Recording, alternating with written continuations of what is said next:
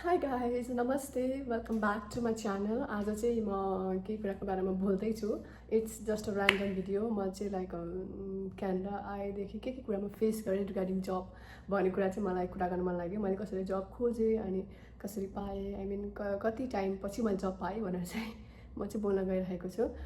So फर्स्टमा चाहिँ म चाहिँ क्यानाडा जनवरी 2024 3मा ल्यान्ड गरेको हो। इट वाज मिड नाइट 12 बजेतिर वी ल्यान्डेड एन्ड म चाहिँ I came with my sister and my brother in ल होइन। अनि त्यसपछि हामी तिनजना चाहिँ सँगै फ्लाइट थियो, सो वी केम टुगेदर। अनि हामी आइसकेपछि चाहिँ फर्स्टली चाहिँ वी वेन्ट टु ब्राम्पटनको लोकेसनमा रेन्ट गरेका थियौँ।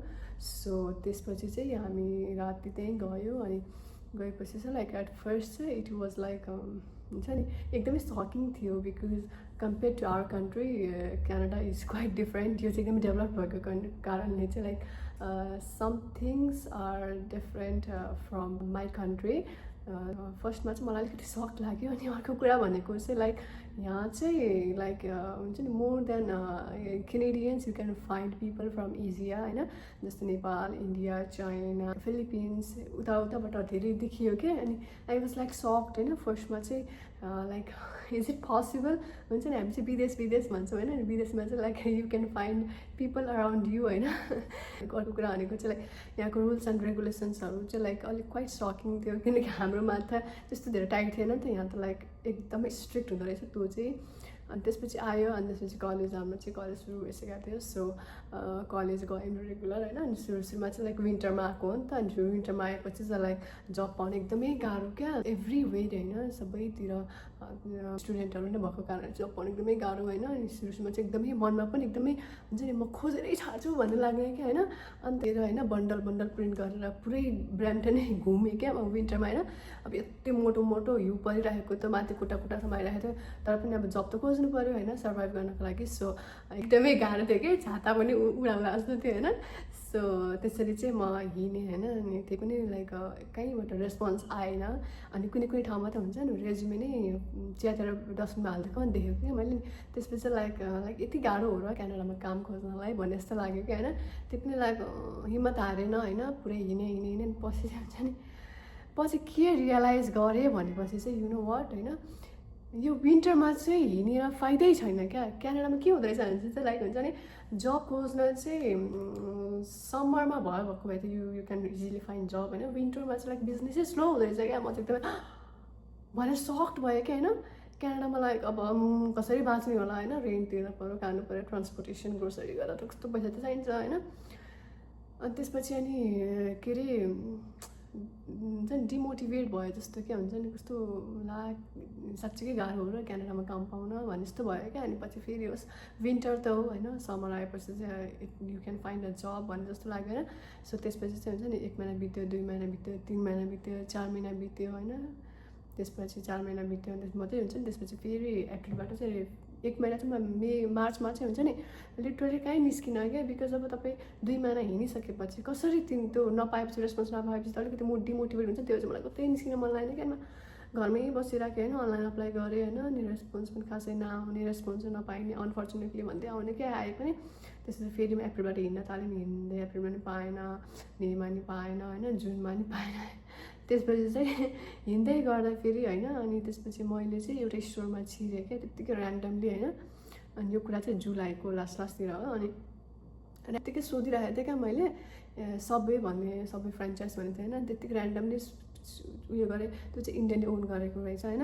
त्यहाँ ऱ्यान्डमली हिँडेर अनि मैले सोधेँ क्या लाइक हुन्छ नि म जब खोजिरहेको छु, म चाहिँ नेपालबाट हो होइन। अनि त्यसपछि जब नपाएको 7 महिना भइसक्यो होइन। त्यही भएर म चाहिँ खोजिराखेको चाहिँ कहीँबाट रेस्पोन्स चाहिँ आउँदैन भनेर लाग्यो क्या।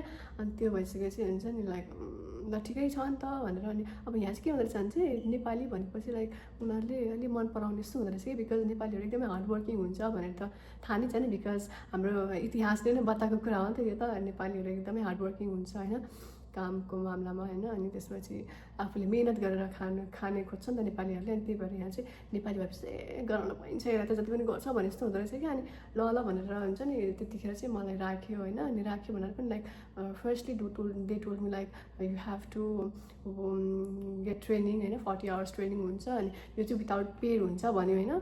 And I was like really without paid ट्रान्सपोर्टेसनमा जान्छ त्यतिखेर जबै थिएन त्यहाँदेखि होस् त्यो पनि ठिक छ भनेर मैले हुन्छ भने होइन लाइक दे कल्ड मी होइन लाइक फर सर्टेन आवर्स एकदमै छोटो छोटो आवर्सको लागि बोलाउने कहिले 5 घन्टा कहिले 4 घन्टा कहिले 6 घन्टा गरेर होइन त्यस्तो गर्दा गर्दा 1 महिना बित्यो 40 घन्टा खटाउनु पनि मलाई लिटरली 1 महिना नै गयो के त्यसपछि स्टिल त्यसपछि फेरि सिनमा पाउँछ होला भनेको त्यसपछि पनि नो अनपेड थियो होइन त्यही माथि अझै आवर्स बढायो कि अनि त्यसपछि फेरि 80 घन्टा गर्नुपर्छ त्यहाँदेखि केही बुझेको छैन भन्यो क्या अनि त्यसपछि फेरि गरेँ अनि त्यसपछि चाहिँ 90 घन्टा कटेपछि चाहिँ लाइक ओके युआर हुन्छ नि ठिकै छ अब गर्न जान्छस् भनेपछि चाहिँ बल्ल मलाई काममा हुन्छ नि अलिकति हायर भयो भने जस्तो भयो क्या होइन अनि यहाँ चाहिँ के हुँदो रहेछ भने चाहिँ लाइक फर्स्ट 3 मन्थ्स चाहिँ यु क्यानट प्रेडिक्ट होइन भोलि दिन पनि जा भन्नुसक्छ पर्सि पनि जा भन्नुसक्छ 1 महिना बितिसकेपछि जा वी डोन्ट निड यु होइन तैँले चाहिँ हाम्रो इन्भाइरोमेन्टमा एडप्ट गर्न सकेनस् होइन you cannot go with the flow भन्दो रहेछ होइन सो इन द्याट केस होइन एकदमै नराम्रो लाग्छ बिकज सुरुमा कति हार्ड वर्किङ गरेको हुन्छ नि त होइन यो काम चाहिँ म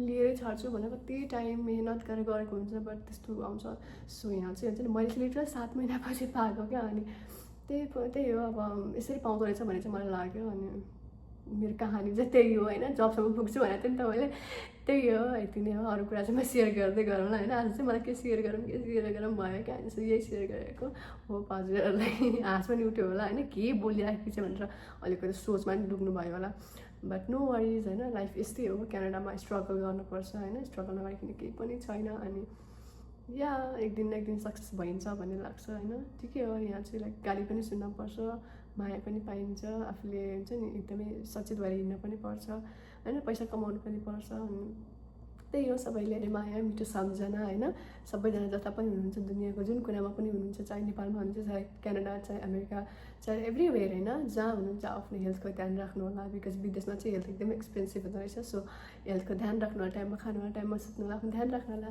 बाई थ्याङ्क यू